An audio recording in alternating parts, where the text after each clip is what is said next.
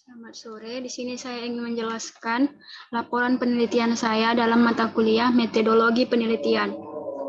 Judul saya adalah Sistem Pendukung Keputusan Pemilihan Tempat Nongkrong Menggunakan Metode HAP.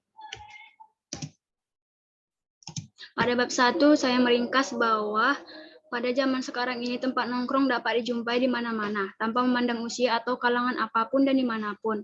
Tak bisa dipungkiri bahwa seiring berjalannya waktu, tempat nongkrong akan terus berkembang sesuai kebutuhan pasar.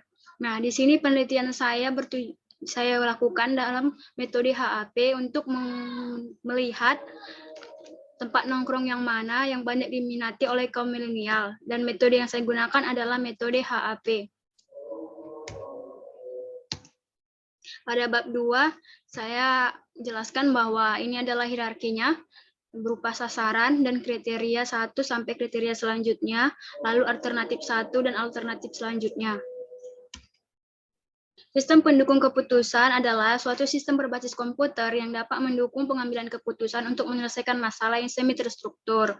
Dengan memanfaatkan data yang ada, kemudian diolah menjadi suatu informasi berupa usulan menuju suatu keputusan tertentu.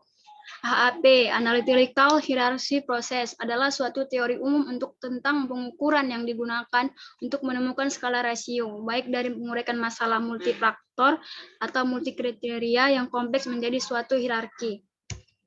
Pada bab 3, saya membuat tujuan dalam penelitian ini adalah menganalisis sistem pendukung keputusan sebagai rekomendasi tempat nongkrong menggunakan metode HAP. Manfaat dari metode penelitian ini adalah menganalisis relevansi model HAP dalam menentukan rekomendasi tempat nongkrong berdasarkan kriteria yang ditentukan.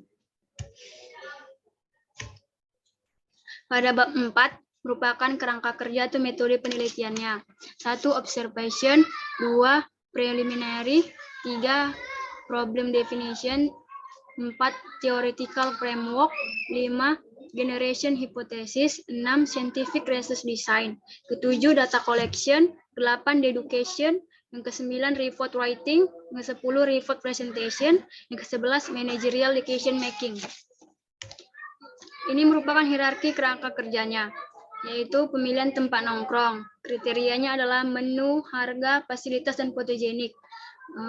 Alternatifnya ada 4 tempat nongkrong, yaitu traffic light, 28 KP, terminal KP, dan Tiara KP. Hasil dari HAP-nya yaitu analisis yang telah dilakukan selama proses penelitian, pengambilan keputusan melibatkan banyak kriteria alternatif. Metode HAP sangat cocok digunakan karena metode ini memperlihatkan banyak perbandingan antara kriteria yang satu dengan yang lainnya. Dengan menggunakan metode ini memudahkan dalam pengambilan keputusan suatu produk atau jasa berdasarkan kriteria dan alternatif yang disusun menjadi suatu hierarki. Penelitian ini mendapatkan hasil bahwa kriteria yang paling penting dalam pemilihan tempat nongkrong kaum milenial adalah kriteria menu dan harga dengan nilai 0,439 atau 44%. Berdasarkan hasil perhitungan akhir, tempat nongkrong kaum milenial yang banyak diminati adalah traffic light KP dengan kriteria menu dan kriteria harga. Fasilitas dan fotogenik adalah traffic light KP dengan nilai 0,335 atau 33%. Pembahasan. Metode HAP ini menggunakan kriteria utama, yaitu nilai vektor eigen dihasilkan dari rata-rata bobot relatif untuk setiap baris. Hasilnya dapat diperoleh pada tabel berikut.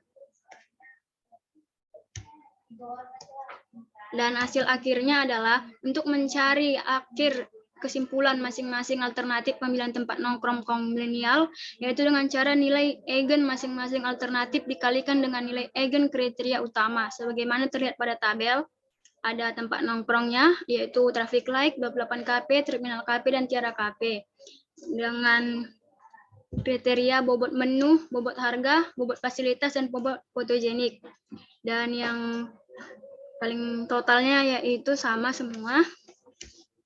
Berdasarkan vektor eigen keputusan, terlihat bahwa bobot prioritas tertinggi yaitu 28 KP dengan nilai 0,335 atau 33%, maka dapat disimpulkan bahwa responden condong memilih 28 KP sebagai tempat nongkrong kaum milenial terbaik dari segi menu, harga, fasilitas, dan fotogenik.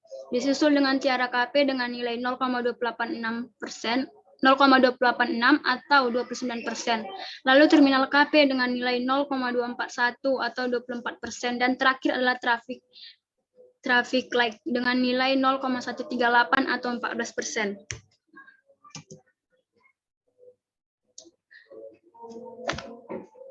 Sekian presentasi saya. Apabila ada kesalahan dalam presentasi saya mohon maaf. Terima kasih atas waktu yang diberikan kepada saya.